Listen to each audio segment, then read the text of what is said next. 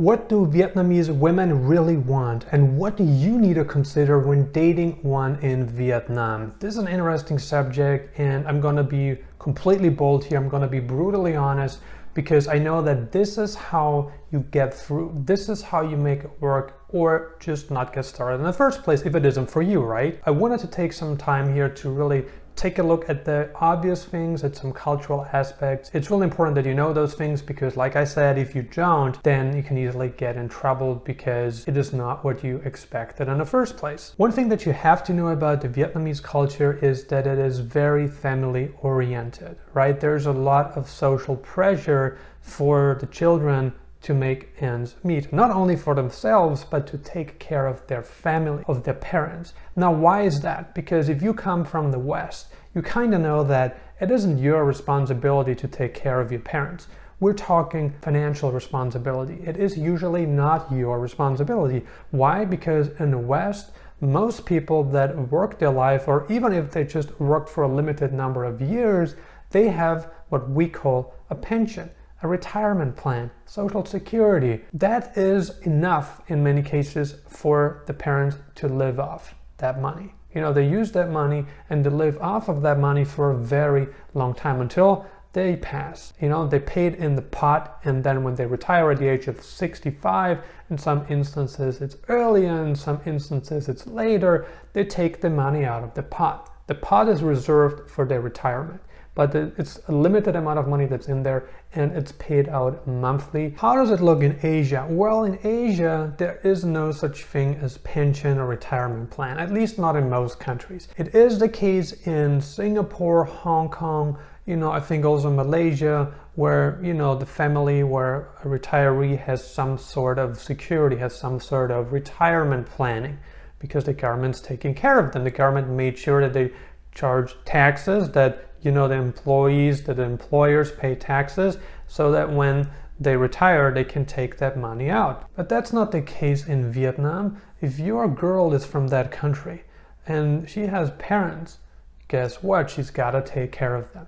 There's rarely any other option. So you can see that there's a lot of social pressure for the girl to take care of the parents financially. How she can do that is by starting a business, by having a good job, or by getting into a relationship with a foreigner, with a rich man who can supply enough financial resources, not only for the girl, not only for the wife, but also for her family, for her parents. You see, that's how the culture works. And it has worked like this for generations. So the kids are the biggest insurance policy for the parents. We're talking about cultural embeddedness here, which is passed on from one generation to the next. Help and support are deeply embedded in Asian culture. And if you really consider the whole picture, you will understand why and how it works. You must know that a Vietnamese woman's top priority is not you. It can't be. It's not going to be you. It's probably never going to be you. First of all, the first priority is herself. The second priority is going to be her kids, if she has any. And the third priority is going to be her family, her parents, right, if they're still alive. Then the fourth priority is probably going to be you or her friends or pets. You know, that's a sad thing to say. A person commented on my video, and it resembled a lot of the experience that I, know from people, and that's just a really important thing to point out. You know, nothing matters more than the truth. Let's talk about jobs and businesses. You know, if a Vietnamese woman has a regular job in Vietnam, there's almost no chance that she will ever have enough money to help her family, her father, her mother. What if they're sick? Or what if they stop working and they just don't have any money? They need to live off of something, right? So for a Vietnamese woman to say, you know what, I'm gonna be happy with a job that just pays me 5 or 6 million Vietnam dong a month, or even if it is 7 or 8 million or 9 million, it's just not enough cash. It's not enough dough for herself or her family. She just needs a lot more resources. And there's really only two options here. She either starts her own business, which is definitely an option to get to the next level. You gotta work a lot harder. I'm not saying that Vietnamese are working regular jobs aren't working hard. They certainly are. But if you run a business, first of all, you need to work your butt off. You need to sweat. Sweat equity is all that matters, right? You need to get really innovative. you need to be better than others because there's a lot of competition. If it's a beauty business, if it's a restaurant, if it's some kind of business that sells stuff on the street, it doesn't matter. You need to be better. You can't just be selling the same stuff and expect to make more money than others. There needs to be something unique about it. You need to have unique angles. You need to have unique strategies, a better product, where you're selling, how you're selling it. There's so much to it, but that would be a way for her to get out of poverty. It's one of the ways to get out of poverty, but again, it's a lot of risk because 90% of businesses fail, and that's in Western culture. In Asian culture, a lot of them don't fail because they make a lot less money and the cost of living is much lower. So making a lot less money is not necessarily automatically associated with a failing business because it's still enough to just get by because, people don't have insurance, they don't get health care, they don't live in a nice house, right? They don't have a car, they don't have all those expenses that a Western person has. So making a lot less money, which would definitely translate into a failing business in the West, is still going to be enough in a place like Vietnam. But still, it doesn't mean that the Vietnamese woman is going to be happy with that. She wants a lot more than that. She wants to make at least a couple grand a month so she can, supply enough money for her parents, put some money in the bank, have some reserves, have some capital reserves, and also to have a better life for herself, her children, and her family. Very rarely, if ever, can a Vietnamese woman get to the top by working a job in Vietnam. It is possible. There are certain jobs, very high positions, high managing positions that pay a good amount of money, that pay, let's say, $1,000, $2,000, $3,000 a month. It's possible, but it's not very likely. It's not happening very often.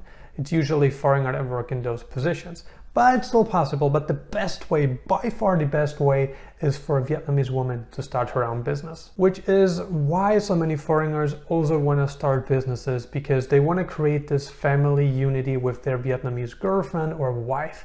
They know if the wife or the girlfriend's happy, at least that's what they're thinking, then their life is going to be better as well. And they're probably going to be right about this for a good amount of time. Not forever, but for a good amount of time. Relationships and marriages can last forever, but many of them don't for different reasons. But to see the long-term future, to really have a good relationship with a Vietnamese woman, you do want to make sure that she's taken care of, her family is taken care of, because that's what matters more than anything. Because if she's happy, she's going to stick with you. If she sees that, you're helping her, you're making progress, that everyone prospers, then there's nothing better than that. She's going to be happy with you. You're going to have a great relationship and a great family unity as well. But you also need to be careful because a lot of foreigners have been taken to the cleaners, meaning they've been exploited by Vietnamese women who just wanted to start a business, who just wanted to extract money without giving a lot in return. So you gotta be careful. You gotta be careful. You never want to splash your money. You want to make sure that she loves you before you bring all those commitments, that there's genuine interest, that there's genuine love, which is usually very rare to accomplish, but it is possible, right? But what you don't want to happen is to be an ATM, a permanent ATM. And there's nothing wrong with building a business that creates cash. You're putting in effort, she's putting in effort, and she may even outwork you. It has happened so many times. I've seen it. I've known people where this happened, that she's working a lot harder and that she's really proud of it. So if you have this scenario play out, then you can be very proud for the decision that you made, which was to start a business, help her, help the family, help yourself, help the relationship, because that's how you're going to have a great time living in Vietnam. What do you think about Vietnamese women? Are you currently dating a Vietnamese woman? If so, what's your experience? Leave a comment below and let us know. Consider subscribing if you haven't already. I'm uploading new videos on digital nomad locations, travel updates, visas, crypto advice, and business advice several times a week right now. I highly recommend that you grab a free copy of my ebook, Nomad Elite, the Insider's Guide to Retaining a Life of Freedom. All you need to do is click on the link below the video. And if you got some more time left, check out these videos. Thank you for watching.